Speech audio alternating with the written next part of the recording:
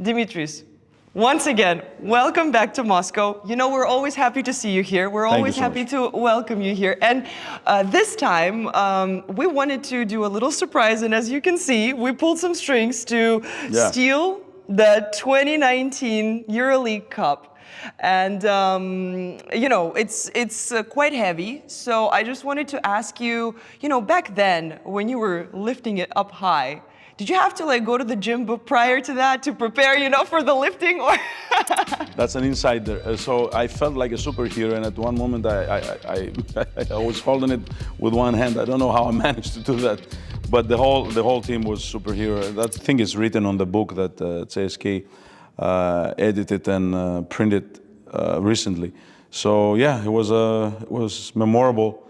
The way the team reached the Final Four, the way the team reached the final, and the way we won the cup. So it's worth all the very first beginning. I'm talking about the preseason, and then all the way to the glory. Thank you for the surprise. It's good to see it, good memories, but you know, life goes on. That's very true. And the first thing I wanted to actually ask you is, what have you been doing back to Moscow? Who did you see first? Where did you go? Maybe you have some closest friends that you wanted to see prior to anything? Thank you for that, because it allows me to say thank you to Mr. Kushenko that invited us over here as a EuroLeague head coaches board. I'm representing the union of coaches as their active president. Proudly, and I accepted, you know, gladly the invitation of Mr. Kushenko, VTB organizations, Ms. Ilona, and I came over here to see friends. Last night I was with Vatutin, Mrs. Furaeva, with Andreas, long assistant coach, and we worked 18 years together. I'm very proud seeing him leading the team now. They create a very serious team with a great chemistry.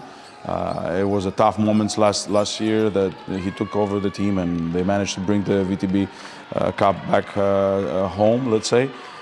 So I'm proud to see the games, and you know, the level is there. The level is high, and it's good to talk about basketball. So I've seen many friends. Moscow is a very beautiful city, and I like Moscow. It would never work other way, because me and my family, we stayed over here for 8 years, and we're supposed to continue for another 2. But the circumstances led us to a different direction. You said that you met Kushenko, Vatutin. Of course, it's your basketball friends. But I'm just wondering, maybe you have some friends outside of basketball world? Oh yeah, I mean, I do have. I don't know if I'm going to see them all, but today I'm going to see one friend that he owns a restaurant. Yesterday I saw another friend, half, let's say, a Pontius Russian, that he used to be also a driver of mine, but we're friends, and he's friends with my family. So yeah, there are friends. 8 years so I've spent here. Exactly. Yeah, that's what it's so great that you keep those ties, you know, with our city. So I'm very glad to hear that. And listen, this isn't obviously not your first time and not your last time coming to Moscow, but this is your first time coming back to Moscow not as a coach. How does that feel? I'm still feeling a coach. I'm not an actor. I don't have a team to coach, but right. I am a coach. So yeah, how do I feel? I feel like you know, I have a task, because we had very profound meetings with several people over here. We have talked many things. Among them, there were also some new teams. Let's say last night we have talked with Dubai people that they're having great ideas. First time I was live presented the idea and the whole system that they want to implement, and the fact that already in Dubai, and Mr. Dejan Kamenjašević explained me that they have a youth program the last 10 years with more than 600 kids. You know, there are no many clubs that they can say proudly that we have 600 kids practicing and being in basketball in Dubai. So that's another project. Me as a coach, or us as a union of coaches, we're looking forward for the expansion. We want the league to be more extended. We want to welcome more teams, more new ideas. You know, like, so Dubai is one of those ideas. I had the opportunity to witness also the project of Hapoel Tel Aviv. It's a new project with Mr. Offer on the head of that he wants to invest. So as I said, we need more teams and we need bigger leagues, so more games, more job for players, more job for coaches, more job for journalists, for GMs, for physiotherapists, for doctors, for everybody. So basketball, maybe it's subjective, this is what I'm going to say, but for me, basketball is the most exciting sport. Basketball is so much of the interaction and happens in a second, things that you can have to take decisions within a second in the great synergy with other players and in response of what the other team is doing defensively, that makes it so excited. So, but it's been kept underrated. The value of the league and the fact that, you know, there is so much of a potential that we need to put it on the air. We need to put it on the live. You know, Dimitris, I love hearing the way you speak about basketball, not from the point of view as a coach, you know, coaching the team, you know, the inside the situation with the players and everything, but as a, you know, as one of the administrators of, you know, how basketball world globally functions. And it's very interesting. So I have a question in my head. Do you miss coaching, or maybe you're looking into another direction of being, you know, just more? You never know what life is going to bring you and where you're going to go, though. But I like coaching. I like the growth of the team. I like the whole, from the beginning, the structure, how you build the team, how you recruit players until the last day where you're going to make the summary and say, okay, we had this development, we had that development. Bringing that cup over here allow me to say that, you know, why me and my all assistant coaches, the club, for what part of the job we're proud of, because for the first time, 22 players, they became European champions. So in a tenure of 8 years, we have had 22 basketball players, 22 athletes became for the first time in their career winners of this EuroLeague trophy. So that shows something, because we have changed in 8 years, almost 3 generations, and still the club was there, reaching the Final Fours and trying to win trophies. You're not going to win it every time, especially with this system. But you know, I'm referring to the Final Four, which we proudly been over there, and it is excited. But I think that we are mature enough to think about the next step, which is, as I said, the expansion. And most probably the playoffs. So this is where it leads. Right now, the competition, we need to agree that it's the best competition out there, the EuroLeague competition. That's what is proven also by the audience. The fans are preferring to watch more and more EuroLeague games. I came in 2014. The attendance was 2,500 average. When I left Moscow, the attendance was close to 9,000. So that shows the tremendous job that the club did on the marketing side, but at the same time, the team had helped the marketing side to attract some more audience, to attract some more people and say, okay, you know, CSKA is doing something good. Let's go and see it. Let's pay a ticket to go and see it.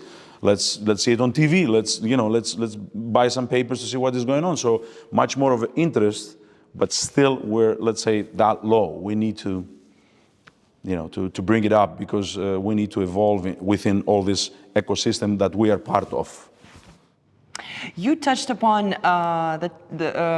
Andreas Pistiolis, that you met with him last night, and he was your assistant for, you said, 18 years? We've been together, yeah. 18 years, that's Panathinaikos, Bandit, CSKA. Crazy amount of time. Last year, I was asking you about Željko Obradović, how, you know, he was helping you, and then this year, I want to ask you, in regards of Andreas, how proud are you of him? Very proud. You know, seeing him leading the team, having the, you know, all the experience that he gained, he was already being ready, you know, being in this He came after the rebuilding of the team due to the fact that players have left in the month of March. And he asked me to go and join Galatasaray team to be the head coach. I said I gave him the green light, as the club did as well. I mean, Andre did the same to him, and now I see him proudly, as I said, to lead the team, and he's doing a great job, and they have a good chemistry. And hopefully, as I said again, we're going to see those teams back to Europe, not later, but sooner, all right? So people of sports, sports unites. We talk like recently about friendship. Well, this is what sport does. There is unlimited way of no borders. Let's say the friendship has no borders. Like you can have a friend in China, in Australia, in Asia, in Europe, or whatever, because you're doing sports. I had a hope while we're going through the Olympic year that it will happen now, because the Olympic Games means peace. Means sports, means interaction with other people. So, all right, let's be optimist, and let's hope that, as I said, the situation is going to be smoother. And again, Russian teams will join the European scene, not only basketball, in all sports.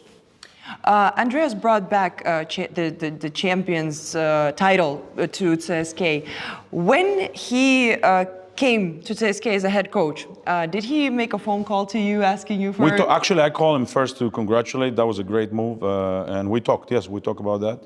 And he did a great job. He doesn't need an advisor anymore. I mean, he's doing his own way. I've been in the practice before the game one, before they played against Loco, and I've seen that he kept a lot of the system. We have worked together. So, and he goes on that path, and is a successful path. And you can feel and you can see the chemistry is there, the leadership is there. So hopefully they're going to have a healthy season, which is very important. So no injuries, knock to the wood, and it will lead towards to this stability that every team is looking for, and consistency in terms of playing and evolving and develop a better game within the game by game. Because if I'm not mistaken, now VTB is going to be 4 rounds, so they're going to play lots of games. There's going to be lots of games for sure. You are the most winning coach in the VTB league with the ЦСКА. We counted, the percentage in the statistics, so you're by far the most winning. However, when you left the league, you left, I'm sorry to say this, but it's a fact, by losing to Zenit. Yes, yes. Me saying this, what does that make you feel? And does that somehow maybe pull some strings inside that maybe you want to go back and, bring back the victories? I'll let you finish with your question, but I don't feel myself only the winningest coach. Maybe my name is close to this percentage. It's the fact. But it's a fact, but it's a scary fact that is, I don't know, over 97, 90, whatever percent. The normal thing is also to lose sometimes. It's healthy to, not possess something that you feel that it belongs to you. You need to earn it. Though the last year, because it is a fact, but let's go deeply to dig into what is behind those facts. In the month of March, we've been called to create a new team, because Sengelia have left, Grigonis have left, Dani Hackett have left, Johannes Fotman have left. So there are so many players that they left the team, and then we've been called to structure a new team in the month of March. So to create another team. We have had a very interesting series with Zenit, and on the game 7, because it was a series of best 7, Alexei Svet got injured. So we had to, with all these situations that we have to build a new team, we've been called to create a new team in the month of March. So April pretty much was a new preseason for us, which is weird. We did what we did, and yes, this is Zenit was better, and we lost that series 4-3, and since that year is after that ЦСКА with Andreas, they brought again back the title, so it's a big success. Do I feel like no? I feel grateful for the moments. You know, you need to embrace in life also the moments that it doesn't go your way. It doesn't go the way you felt or you wanted, or you imagine that it's going to go. So you got to embrace the moment and say, okay, I fall, but I'm not going to fall back. I'm going to fall forward, and I'm going to fall again, but I'm going to try it again, and I'm going to stand up and then do it again and again and again. So this is how life is. Not only coaching job, not only coaching profession. So how many times you've been disappointed in life by your friends, by your I don't know, parents, siblings, or this is life. So I feel that life is giving us so much of intrigues and ways to evolve our character, get lessons from the punches you get out there, and become a better profession, better person, better husband, better boyfriend, or better friend, or better father, or whatever it is out there. Right now is the Super Cup. You already won the Super Cup with CSKA 3 years ago. How do you assess the tournament itself? How important is it for the league, or has it been growing? Has it been developing? So what's your take on the tournament that's going on right now? Well, a great question. It gives me a great pass to say that CSKA had won the first organized Super Cup in this format. And unfortunately, at that moment that we won the cup, I dedicated to late Dushan Ivkovich. And, I dedicated to Dushan, and I've heard that there are some great ideas that they might create this tournament also played in Belgrade to honor him and his contribution to CSKA, because Dushan was the pioneer, let's say. He initiated all this professionalism on how to CSKA to change the level and go to a Europe with a different mindset, which is very important, the mindset and the structure of who is working, the assistant coaches, the medical staff, there are lots of things which we also after that took over and try to make it better. So yes, Super Cup, this format, last year I was over here as a head coach of Fenerbahce, and we participated to the Super Cup. So, and this year is Besiktas and Red Star that they came over here. So they invite also foreign teams to show to the basketball world and to the sports world that we're still playing good basketball, as I said, and the management of CSKA and other teams, as I mentioned, they kept. And they still keeping the level on the highest possible. It's well organized, and as I said, so it's a great opportunity. If this will happen, I will applaud that, and I'll be there, hopefully, with my team or me individually. If this also will be on the honor of Dushan. You've already seen a couple of games, from the tournament. Who do you think is the main team for the season? Who's the leader? Still, we're 2 weeks back before the official jump ball happens in VTB. So there is time, but it's a good moment now for coaches to figure out where they are at. Unix has some injuries. I think that it's going to be again the rivalry, or those three teams that are going to have the first word into the terms of who's going to win it. Obviously, I have heard that Uralmash is doing a good progress, or NSA last year, and I don't know how it's going to look this year.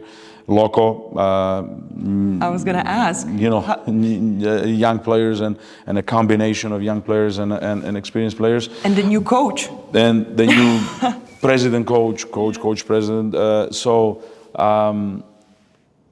feel that CSKA has a very good chemistry. They have kept the core of the team. They add a very important player, and that's also a great move. Alexa Avramovich to sign over here, and he could have had other options out there.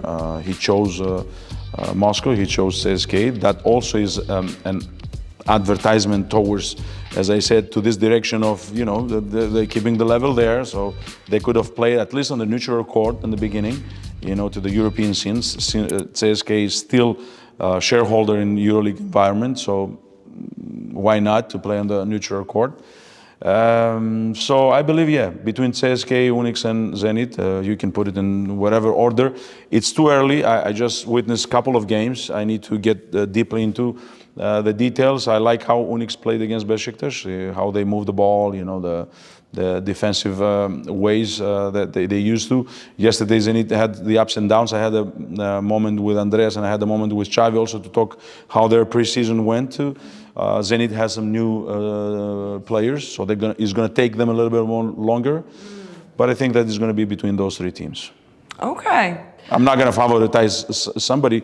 I would like, I am cheering right now for CSKA. So, but as I said, as a professional, I see it between those three teams. Touching a little bit about the Olympics, but mostly I was going to ask about Alexa Avramovich, and you started talking about him. He's a superstar. He was a superstar at the Olympics. Pardon me for my question, but are you a little bit jealous of Andreas that that you're not coaching him right now? No, I'm not jealous. I'm not jealous. I'm not envy. I'm not jealous. I'm proud only. That's the word. And I have had, since I don't know, 91. Yeah. I've coached like so many great players. I think that, allow me to correct, I think that you're overreacting saying a superstar. I mean, Alexa is a good player. He's a young player. He did participate in big tournaments, but it's a lot miles, like a lot of kilometers in front of him to, it's a big distance to cover to reach that point. And allow me to say, what is superstar? What means superstar? Who is superstar? Okay. What superstar does? Is that one that brings the job done and he makes the things happening, or is the one that he goes in he makes photos and he goes on galas and he goes in parties and he's like touching all the times the media? So for me, the superstar so-called is the guy who is motivated in all practices. He's ready to be coachable. He's ready to accept criticism, to evolve within the system and to become better. So like Alexa is one of those guys and one of those kids that he did his choice, and that's a choice that for sure he considered other options, but it was very good choice and a good match with CSKA. He will have plenty of time to show and to prove that he can deserve more. And I like that move, to be honest. Like, this is a courageous and an important move he did. Since we touched upon the topic of superstars, one of the stars, or one of the best players, let's call it that, I don't think you're going to correct me on that, is Яннис Адетокумбо. Yeah. And what is it like to be coaching him? I mean, he's such a big player. Like, how was that? It was good. It was great. It was great to coach Яннис. It's easy to coach players that they love what they're doing. So. Would you say he's coachable? Because you just said that, a superstar player is somebody who's ready to accept criticism. Is he one of those players? That's what I described. That's exactly what I described as Яннис. Okay. Because Яннис, and many other great players, that they have left their mark out there, and there are role models that others, they want to become like them. They spend hours and hours at the gym, like a lot of tears and blood and sweat at the same time to become what they are. So Яннис is one of those players that he feels like this, how we call it, constructive criticism inside of himself. He's more critic for himself, and he feels like, if I'm not going to practice the amount of time that we need to practice, then I'm not going to be out there good. So you've been anxious, but at the same time you're professional. So you don't let your anxiety or whatever to lead you out there, but you already became so good professional that you know that this is what you have to do. So Яннис is like this. So he has a very professional approach to what he's doing. to his nutrition, to his rest, to the people he has around him. And it's easy to coach because he likes what he's doing.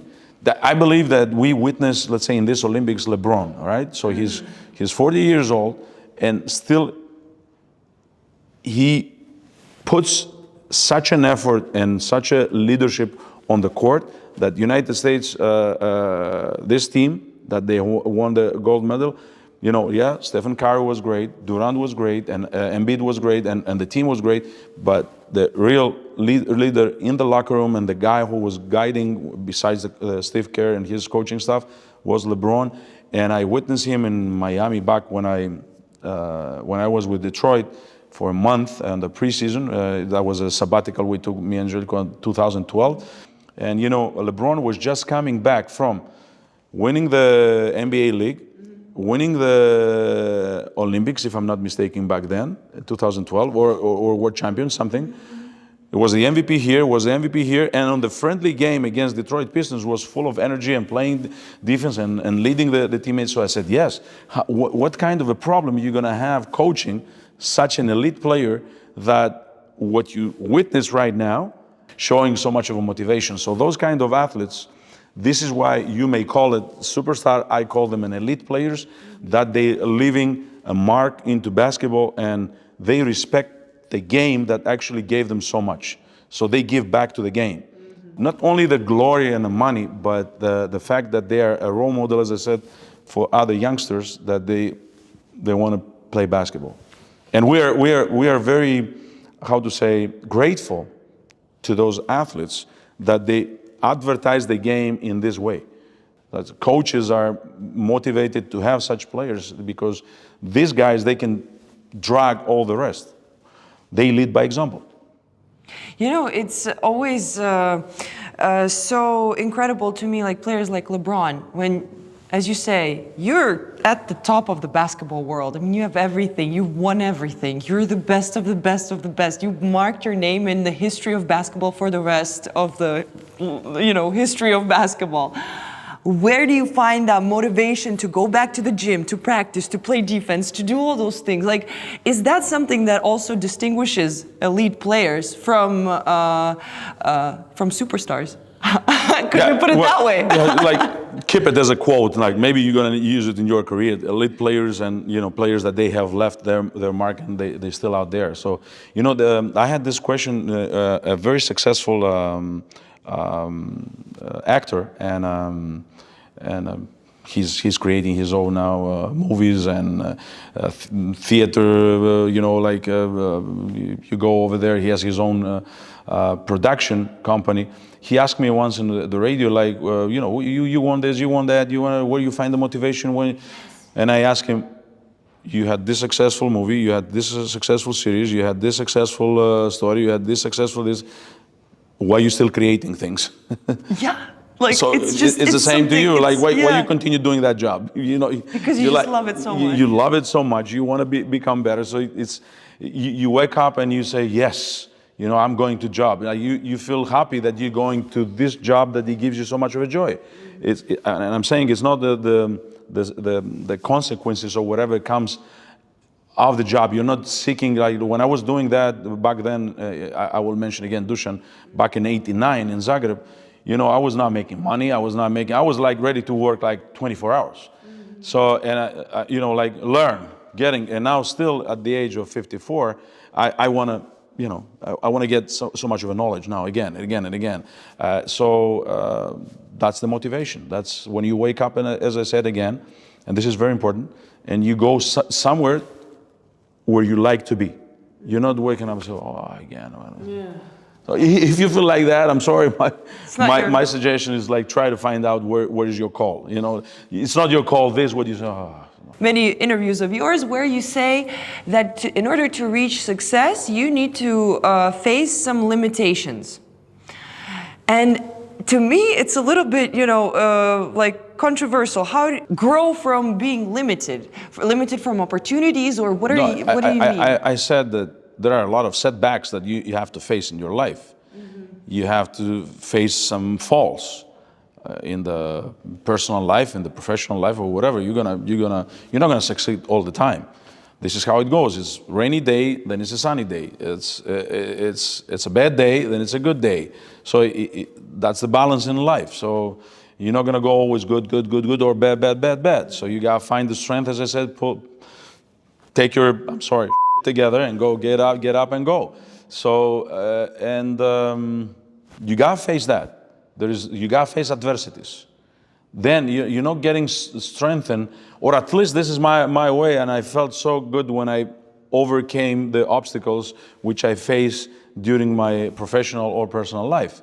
And it was sweeter, the accomplishment afterwards. So it was much more sweeter. It was not given something. It was not. It was earned. Yes. It was earned with lots of hours, with lots of tears and sweat and blood out there. So I dare to say that that's life.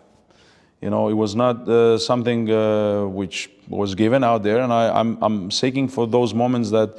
Yesterday we were talking with Andre. You know, he says to me, "It's good. You look different now that you're having a year off, and you need it after so many years of almost 20 years with a must win." But I said, I cannot also function as a coach if I don't have high expectations from the club, from the fans, or from myself. So, so you need that pressure. It goes with this. What I said, like it goes with a job. It goes with a call. Also, in one of your interviews, you said that your journey is still missing something. So my question to you... Sometimes I regret what I'm saying. What is your journey missing? And to be a little bit more specific, in which direction are you looking at right now? Meaning, are you more focused on basketball expansion, or should we be expecting you to be coaching some team soon and be back on court? Obviously, when I mentioned that something is missing is this, like I'm not looking back, but I'm trying to look forward. So I don't know exactly what is missing. I'm going to find it out. When I'm going to see it, I'm going to find it out. But in life, you never know. Right now, I'm very motivated to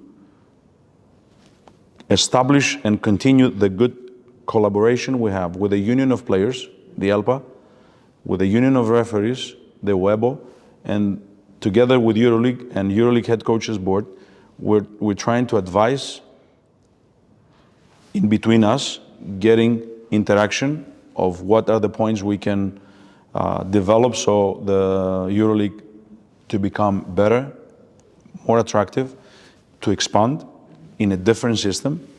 So yes, from my position as a president, I'm trying to also leave something for the next generations. You mentioned coaches of the next generation. We have a very, very interesting academy of coaches in the collaboration with the University of Belgrade. We're trying to expand also with some other universities. We're trying to see the opportunity to expand also to China and to Africa. There are coaches out there that now they have the opportunity to visit programs of all of our members and to watch and to witness practices, games, routine, which before was not that much of a possibility for a young coach to witness how the professionals are working. And I can say now this proudly because this summer, end of June, we have had one of the most successful, or the successful clinic for the coaches in Athens, where more than 700 participants that were there. There were some Russians, Denis Godlevsky, that used to be one of my assistant coaches. Now he's assisting to Andreas.